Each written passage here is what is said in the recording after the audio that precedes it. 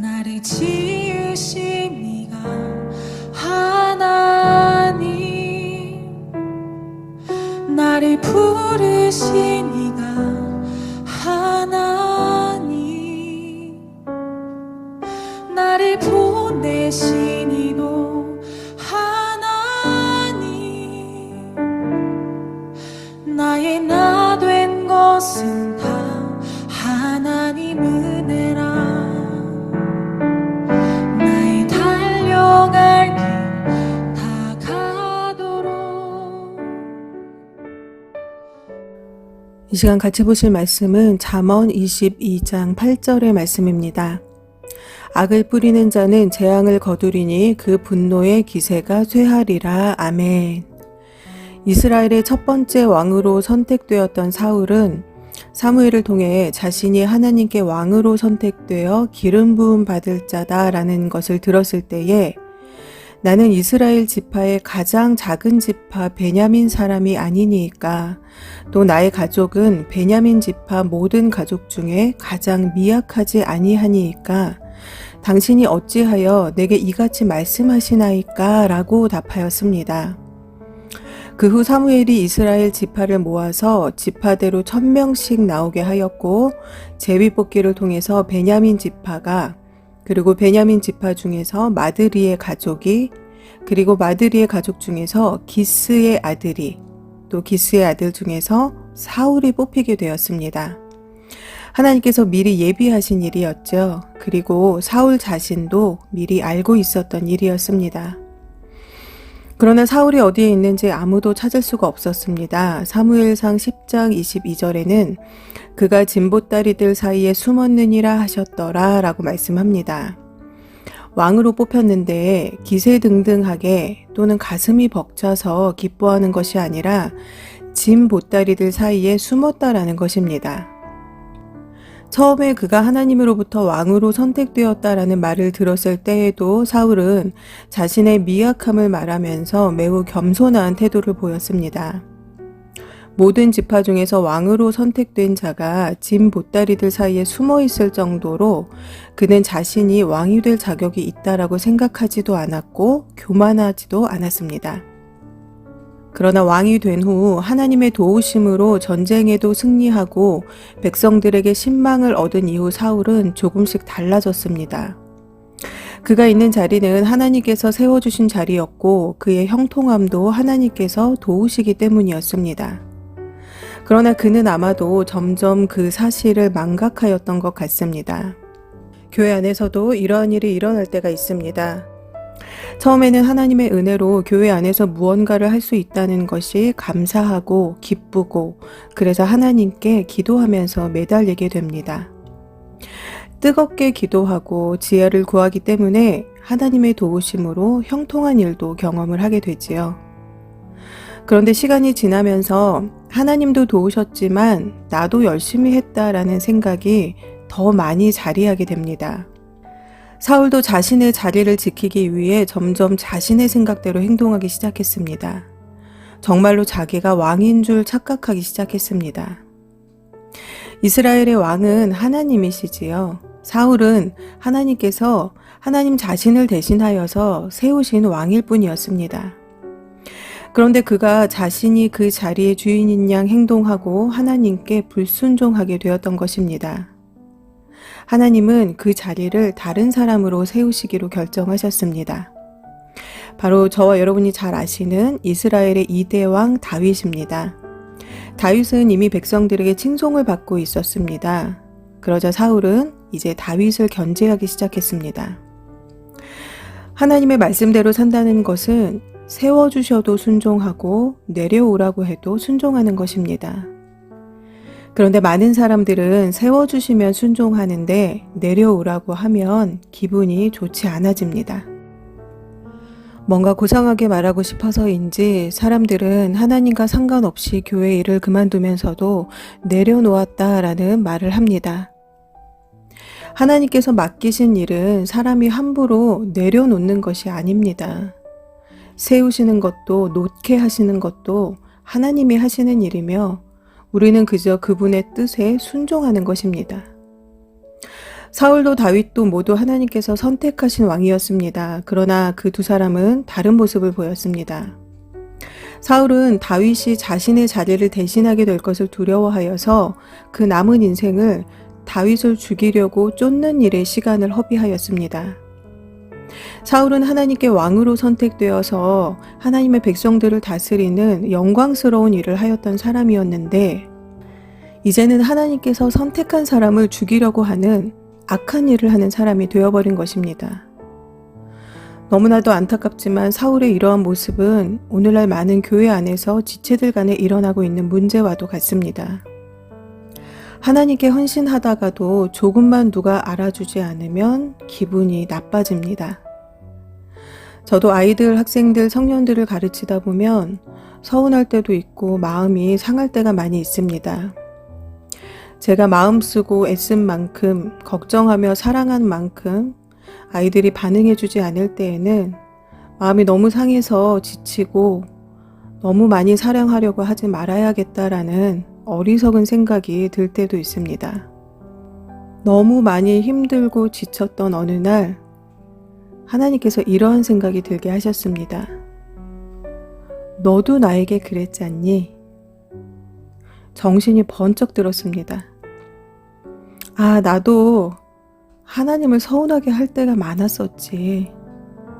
지금도 시시때때로 하나님을 서운하게 하고 있지.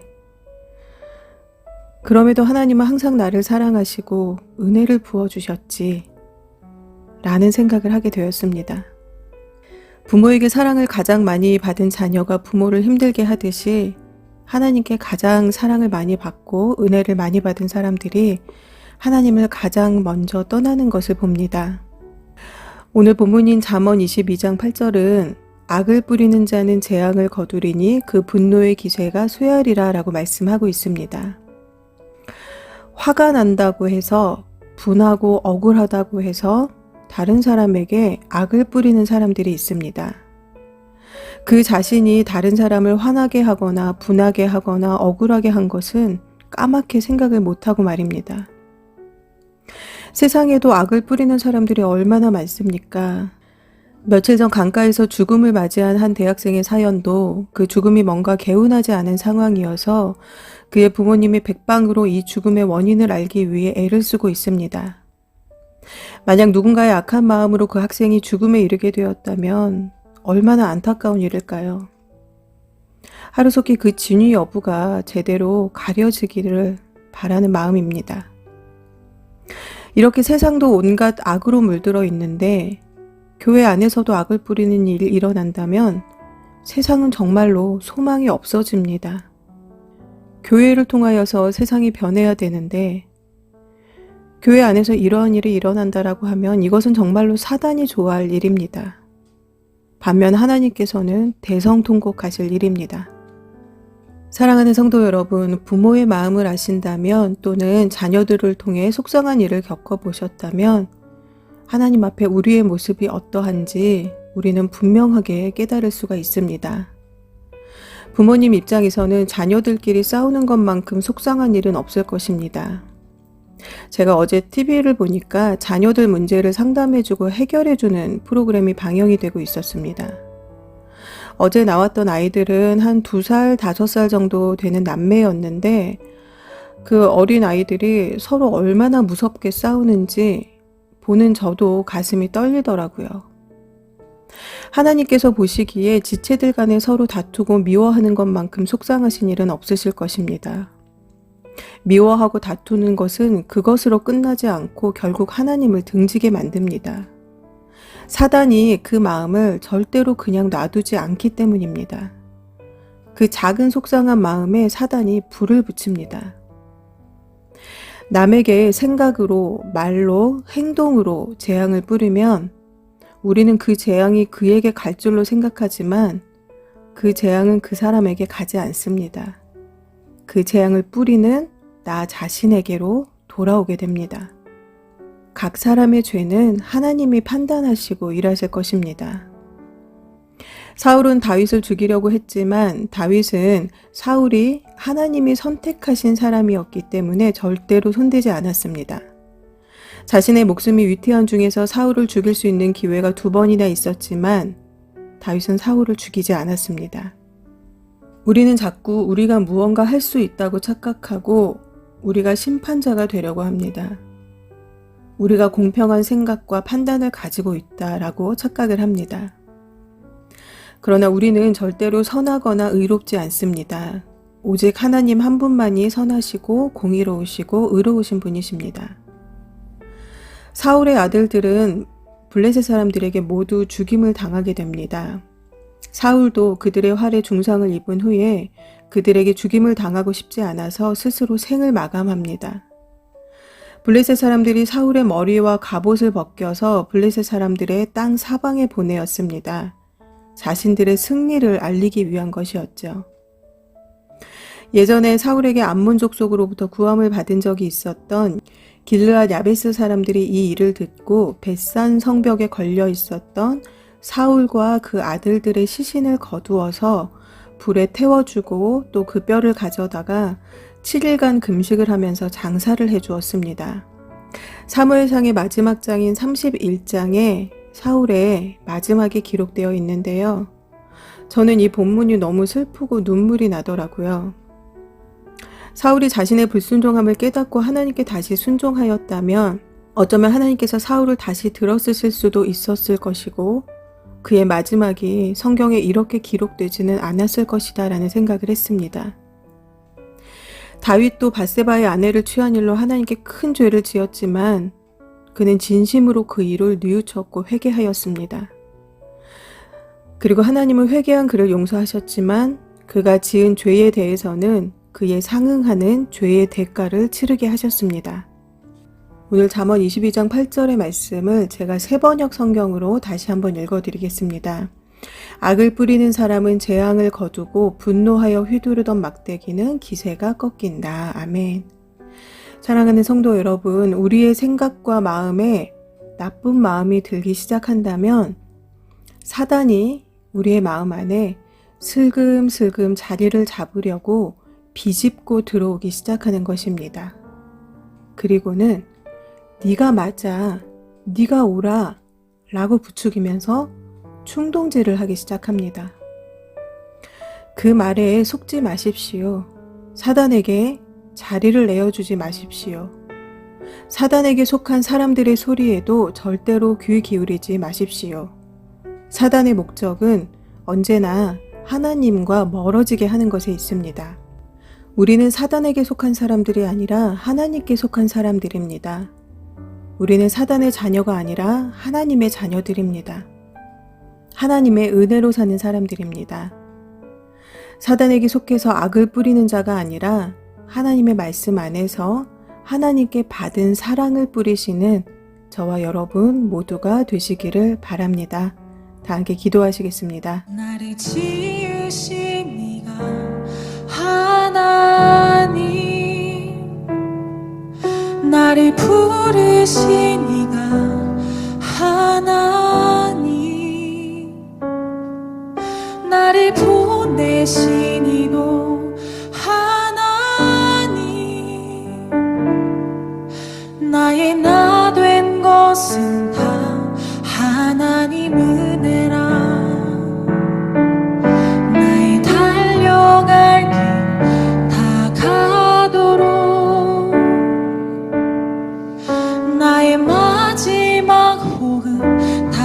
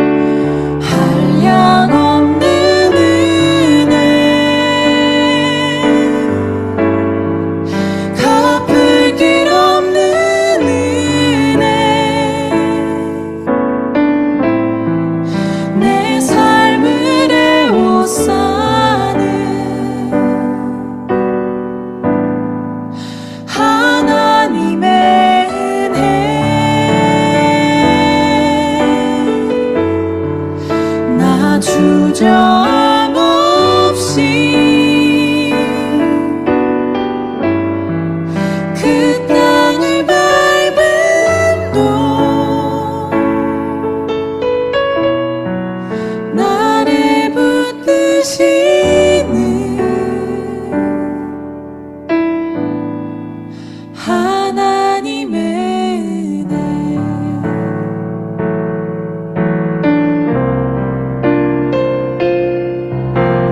달려갈 길 나가도록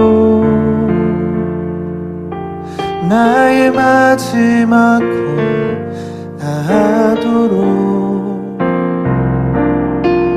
나로 그 십자가 품게 하시니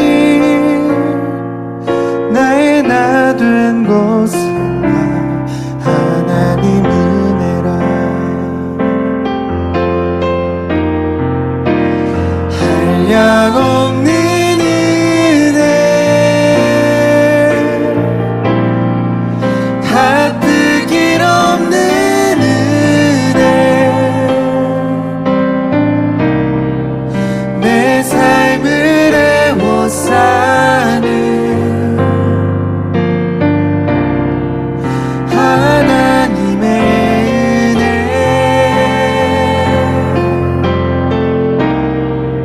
나 주저앉아